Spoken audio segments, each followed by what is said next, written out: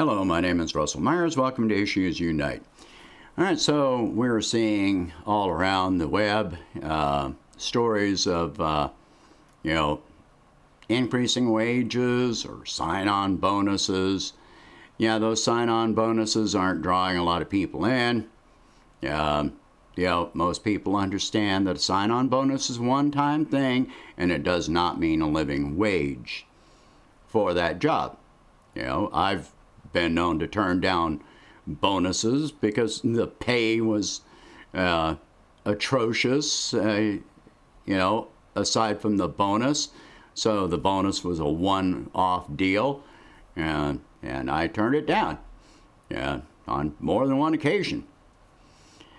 So we've got different influences going different directions right now. There are, according to NPR, a number of cities that are looking at trials of basically a UBI. It's not enough to be a basic income. In other words, it won't provide for all your needs at a basic level, but a supplemental income. I'd call it a USI maybe. Universal supplemental income on small trials. And we've seen the success in, Oakland, California, where that trial was highly successful. And rather than discouraging people from work, they saw an increase of work by 12% among the participants in that trial. So that's a good thing. On the other hand, we've got Biden talking about good paying union jobs, and in Connecticut, nursing home workers are ready to strike because they are declining what is being offered in negotiations with the state. It's just not enough. And so Connecticut is calling in the National Guard, not to force people back to work, but to move nursing home patients from one location to another. And then what? Are you going to force the nursing home workers from one place to, commute to another place to work? Without additional compensation? I don't think that's going to work either. That's a really bad idea in the first place. National Guards people are not trained and handling medical patients and transporting people in this way. You're going to wind up with a lot of injuries and possibly medical emergencies as a result. A lot of these nursing home patients have dementia, and how are they going to deal with being uprooted and placed on a truck or a bus or what have you and just moved to a different place? This is not an option. Now, if Biden really wants to back up his good paying union jobs thing, this thing about the National Guard came up yesterday. I'd be on the phone with that person this morning and telling them, no, you don't do this. You call this down now. You start negotiating with those workers. But I'm not expecting that to happen, because his talk about union work, look at him and saying that, if you are offered a suitable position without any definition of suitable being offered, you have to take the job. Well, what if you walk into an interview and the interviewer is abusive to you? The pay is inadequate. It has no benefits, which you previously had before. It's too far away. The hours are just not good for your life situation. Are you going to be expected to just change everything about your life and reduce your income needs even further? So, I'm not convinced on his commitment to any of this. Big thing about this, the rising wages, is that this happening organically. Okay, this is not the same as increasing the minimum wage.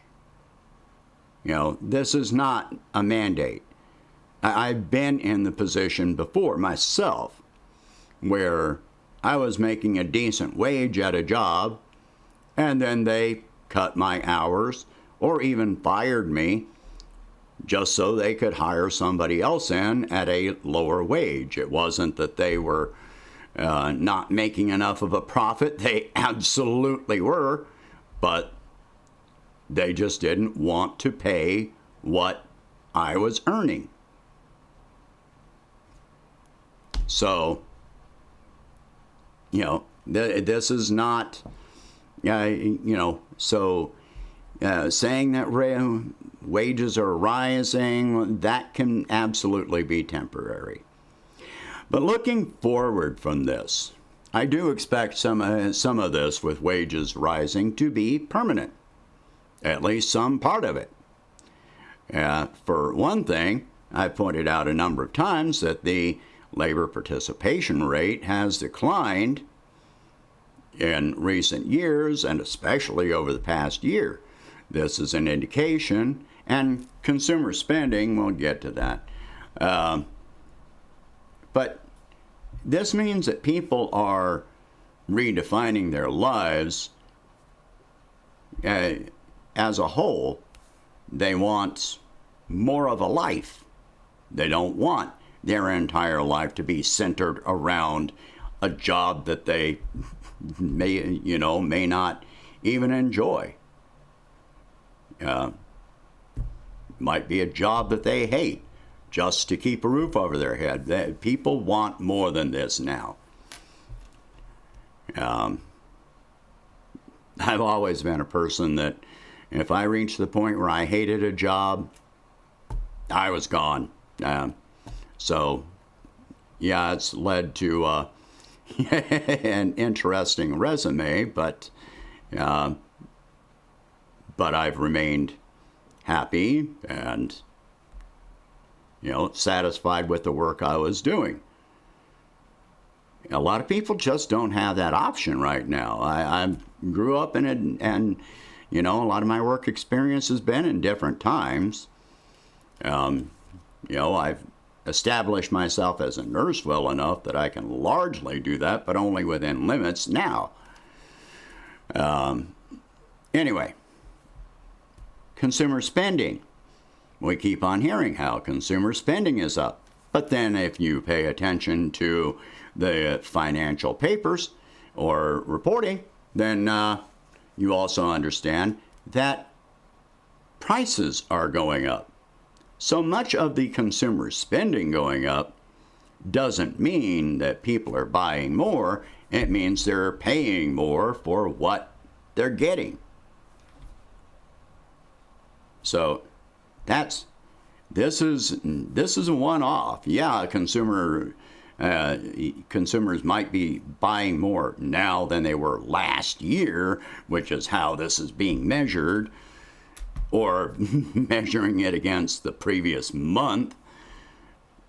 And this is a time of year when that just freaking happens. And comparing it to last year, well, you just don't have a comparison. I pointed out in a previous video the jobs expectations were over 1 million jobs being added, and it wound up being what, 266,000. So they missed that mark by 75%. And most of those jobs that were being added, new jobs, were actually jobs that had laid people off and called people back. Over 90%. Well over 90%. Less than 10% were new jobs. So that's not adding jobs. That's just recovering slightly and not nearly as well as the predictions. Moving forward from here, we can expect to see more. If wages actually do increase and sustain that way for a while, we can actually see an increase. How am I wording this? More of a decrease in the labor participation rate. If one wage earner can earn enough to support the family, then another person that may have been working in 2019 may opt to not go back to work. That is aside from the fact that the birth rate in America has been declining for decades now. Meanwhile, the baby boomers are reaching retirement age in mass numbers. So they're dropping out of the labor participation pool, dropping out of the workforce as they come to retirement, and there are fewer younger people to take their place. And meanwhile, those baby boomers, many of them are freaking divas that think that they need to be waited on hand and foot and get special treatment. And, well, good luck with that going forward. So we're going to continue seeing an organic decline in the labor participation rate and the number of people in the workforce, period. And this is a good thing. The more employers want employees, want workers, and the fewer the workers there are, that means that employers are going to be forced to pay higher wages. And meanwhile, we've got the fight against immigration going on. So we're not bringing in workers from other countries. That'll have to turn around at some point, but by that time, who's going to want to come here? They've already seen how they've been treated. And if we can end our foreign policy, which drives people out of their other countries, then immigration will drop to zero, net zero, or negative. More people will want to go back to their own countries if their own countries are stabilized. So we may see a mass immigration out of the United States from people that go back to their South American countries, back to Syria, back to Iraq, back to wherever, Afghanistan. So what happens then? Then we have a massive worker shortage. Doesn't matter how many jobs you create. It matters how many workers there are to fill those jobs. I've pointed out a number of times, growth is a myth. We don't need growth, we need stability. We need homeostasis, we need balance. We need enough people producing enough to meet our needs and to conduct trade. But we don't need to keep on expanding and expanding. this myth that we have to be the biggest financial or economic power on the planet. Where does this come from? Why do we think that America needs to be, number one up there, no matter what the cost is to our own people? If we're not providing for our own people, it's pointless. So, anyway, I'm enjoying watching what's going on right now. No matter what, they can call in the National Guard, they can do whatever. But if we're not ready, but you can't force people to go to work in jobs that they don't want to go to. You cannot force people to take a job if they don't want to take that job. It's not working. This has never worked. It never will work. Anyway, what are they going to do? Bring in the Pinkertons? Yeah, let's see how that works out. All right, share this video. Talk about these subjects, because these are very positive developments. Anyway, if you can, please donate $1 a month to help expand the channel. I'll catch you in the next one.